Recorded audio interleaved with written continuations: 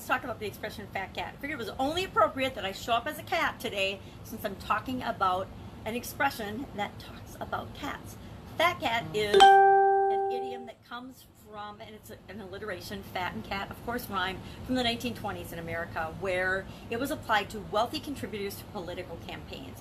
And since then, of course, it's expanded to apply to anybody with a lot of money, or maybe, you know, fat cat's anybody that's got a big tummy that matches the size of their wallet. So not only is their wallet fat, but they generally had a pretty good sized dearth in addition to having a lot of money that they could flash around, throw around, and use to increase their status, to do both, contribute initially to political campaigns, but now I would say sometimes a fat cat is somebody that can give a lot of money to a charitable organization or for a positive good cause. It doesn't have to always be a negative thing, right? It doesn't have to be just, now I just assumed that politics is a negative thing, right? Shame on me. Not going to take a stand on that one way or the other, but that's what it usually applied to. And with respect to building and growing our business, a couple of questions. Number one, are you a fat cat? Are you considered a fat cat or really big in your industry? Are you an influencer? Influencers, in my opinion, are today's fat cats. They might not have a big tummy, and a lot of them don't if they're in health, bodybuilding, or weight loss or something. They can be huge influencers and they're not going to have a big tummy, but they might have a big bank account. So fat cat has expanded to not only be people that contribute to causes or political campaigns or things, but people that make a difference in the world by being an influencer, by being a business owner, by being an entrepreneur, by making the world a better place. To me, those are fat cats and big shots and big wigs. I remember in corporate America, we would meet the upper echelon, the CEOs, the senior vice presidents, the vice presidents of some of the big corporations that I worked for.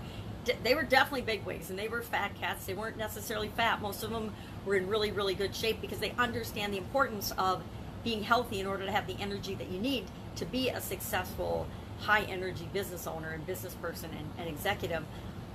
So I think that the fat part of the cat has kind of fallen by the wayside as we know more and know better. Although, I don't know, you look around, it seems like at least in America, human beings, and maybe it's not the super wealthy, but the average size of Americans, I think, is increasing. And I'm not talking height, I'm talking width.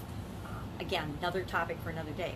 So how might fat cats be applied to your business? Well, if you are a fat cat, if you're the leader of your industry, let's say that would be a pretty desirable position to have. Do you need investors? I think of investors as generally, you know, venture capitalists and things as fat cats, as people that can make or break your company if that's something you're seeking out and you need to scale or to grow your business. If you need funding to scale or grow your business, you're looking for fat cats. You're looking for investors that want to invest in your business. And the better you look to those investors, the more likely you are to be funded. And you have to decide if that's something you need or want or not for your business. It totally depends on the type of business that you're growing. The days of thinking, I have to have money to make money, or I can't start a business because, or I can't run my business, or I can't scale and grow my business because I don't have X number of dollars in the bank. Those days are over. There's a difference between having resources in your hand and being resourceful. And it's a lot more important to be resourceful and know how to get those funds, know how to get those resources, because resources aren't always money that we need to grow and scale our business. So fat cat, have you used this expression? Are you considered a fat cat in your industry? Do you know any fat cats in your industry? I would say if you're in any industry and you are not making friends with fat cats in your industry and in related industries and compatible industries, then you're missing the boat. I call them your Dream 100. I learned the concept from Chet Holmes and Russell Brunson quite a long time ago, and now I apply it to everything that I do. And we're looking for people that are influencers, people that we can team up with to help our businesses grow and scale.